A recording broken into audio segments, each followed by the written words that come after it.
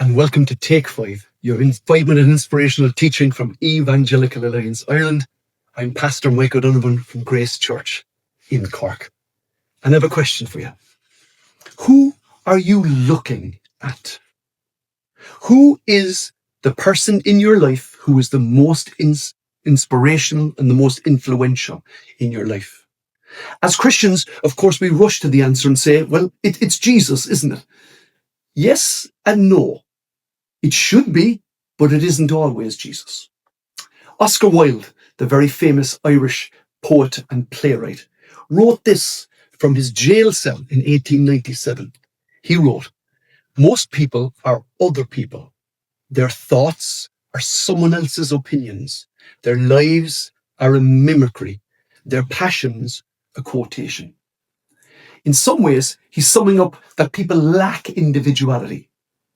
From a Christian perspective, we aren't supposed to cherish too much that individuality. In actual fact, from a Christian perspective, we should be trying to be mimickers of Jesus.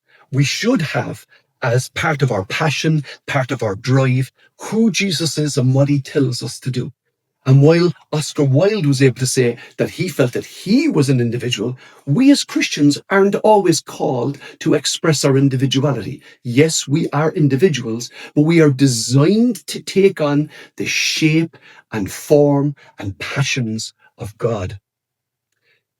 Jesus, after he rose from the dead, is recorded in John 21 as calling Peter aside and saying to him, "Peter, follow me."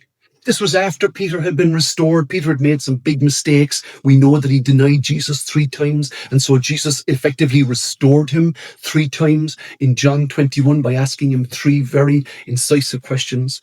And at the end, Jesus said to him, "Peter, follow me." But Peter turned around and saw the disciple that Jesus loved, it records. And Peter asked Jesus, "What about him, Lord?"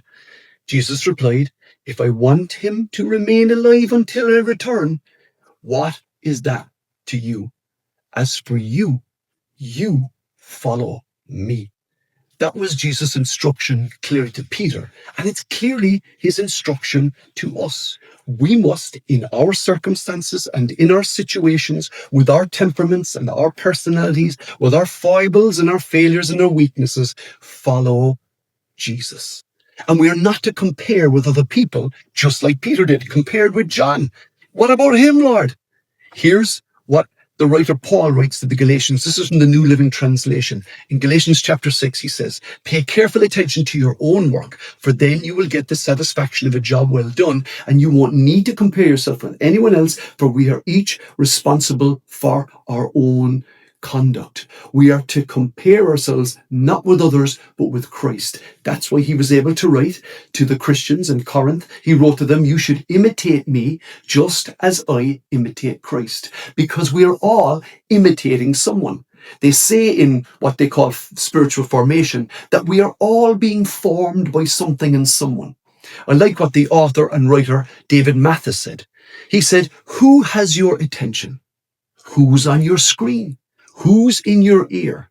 Whatever is on your screen or in your podcast feed today is a glimpse of who you will be tomorrow." The English poet William Blake said, "We become what we behold. What we most value is the very thing that we become like." In actual fact, the psalmist said this about people who worshipped idols. He said, "Our God dwells in heaven and he does what pleases him. But their idols are silver and gold made by human hands. They have mouths but can't speak, eyes but cannot see. They have ears but cannot hear, noses but cannot smell. They have hands but can't feel, feet but cannot walk, nor can they utter a sound with their throats. Those who make them will be like them, and so will all who trust in him." We are all becoming like someone. We are all becoming like the one that we look at, the one that we value the most, the one upon whose opinion we place the highest value. And that is why Paul was able to write to the Hebrew Christians when he writes in Hebrews chapter 12. I'm going to take 1b to 2a of those verses. He says this, "Let us run with endurance the race set before us." And then he gives a clue. We do this, he says, by keeping our eyes on Jesus, the champion who initiates and perfects our faith. Or to take William Blake's example, behold Jesus and become like him. Come like him. So who are you looking at today? Because who you're looking at today is a glimpse of who you will be tomorrow. So I encourage you today, behold Jesus. Listen to his word. Bask in his presence. Let him hear your voice and then hear his voice. And in doing so, by looking at him and looking to him, you will become more like him. God bless you, and join us tomorrow for another Take 5, your inspirational 5-minute message from Evangelical Alliance Ireland.